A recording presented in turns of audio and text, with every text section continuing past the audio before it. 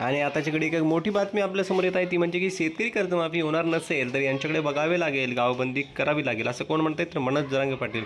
या ठिकाणी बघा, बीड प्रकरण, परभणी प्रकरण, तसेच शेतकरी कर्जमाफी, लाडकी बहीण योजनेचे 2100 रुपये, छत्रपती शिवाजी महाराज, छत्रपती संभाजी महाराज यांच्याबद्दलची आक्षेपार्ह विधाने, अशा काही मुद्द्यांवरून विरोधक महाविकास आघाडीचे नेते चांगलेच आक्रमक झाले असून सातत्याने महायुती सरकारवर निशाणा साधत आहेत। यातच आता शेतकरी कर्जमाफीच्या मुद्द्यावरून उपमुख्यमंत्री आणि राज्याचे अर्थमंत्री अजित पवार यांनी केलेल्या एका विधानावरून मराठा समाजाला आरक्षण मिळावे यासाठी सुरू असलेल्या आंदोलनाचे नेतृत्व करणाऱ्या मनोज जरांगे पाटील यांनी थेट इशारा दिला आहे।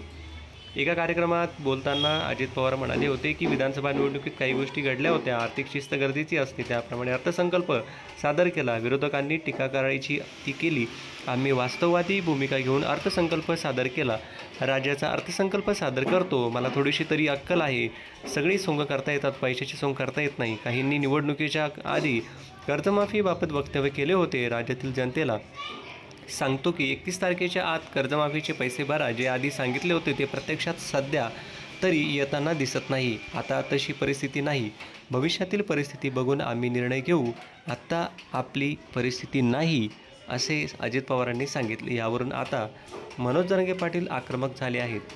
ते म्हणतायत, अजित पवार म्हणत असतील की आम्ही कर्जमाफी देणार नाही, तर शेतकऱ्यांची कर्जमाफी करणार नसतील तर यांच्याकडे बघावे लागणार आहे, असे ते म्हणत होते। त्यांना गावात यायचे बंद करावे लागेल, ती मोहीम मला सुरू करावी लागणार आहे। शेतकऱ्यांच्या मालाला भाव दिला जात नाही, शेतकऱ्यांचा पीक विमा दिला जात नाही, नुसते पंचनामे केले जातात, अनुदान दिले जात नाही, शेतकऱ्यांची घोर फसवणूक सुरू आहे। विरोधकही आमचा नाही आणि सत्ताधारी आमचे नाही, मराठ्यांच्या आरक्षणाने एकजुटीची ताकद दाखवून दिली आहे, त्यामुळे शेतकऱ्यांनी एकजूट दाखवण्याची गरज आहे।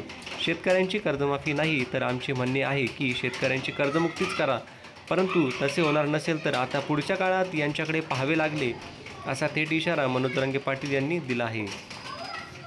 दरम्यान शेतकऱ्यांना कर्जमाफी नाही या दादांच्या वक्तव्याच्या काँग्रेस प्रदेशाध्यक्ष हर्षवर्धन सपकाळ यांनी चांगलाच समाचार घेत दादा क्या हुआ तेरा वादा, असा संतप्त प्रश्न उपमुख्यमंत्री अजित पवार यांना केला। मोदी सरकारच्या गेल्या 10 वर्षाच्या काळात सर्वसामान्य नागरिकांचे महागाईने कंबरडे मोडले असून लघु, छोटे व मध्यम उद्योग देशोधडीला लागले। नोटबंदी व GST नंतर या व्यवसायाला अवकाळा आली। निवडणुकीच्या प्रचारात व जाहीरनाम्यात महायुतीने शेतकऱ्यांना कर्जमाफी, लाडक्या बहिणींना 2100 रुपये आदी अनेक आश्वासनं दिले होते, मात्र 100 दिवसातच महायुतीच्या सरकारला याचा विसर पडला, अशी टीकाही त्यांनी केली।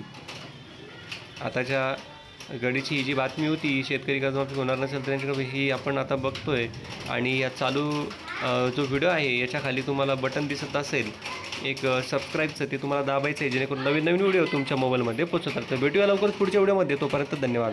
पावसाला सुरुवात झाली आहे।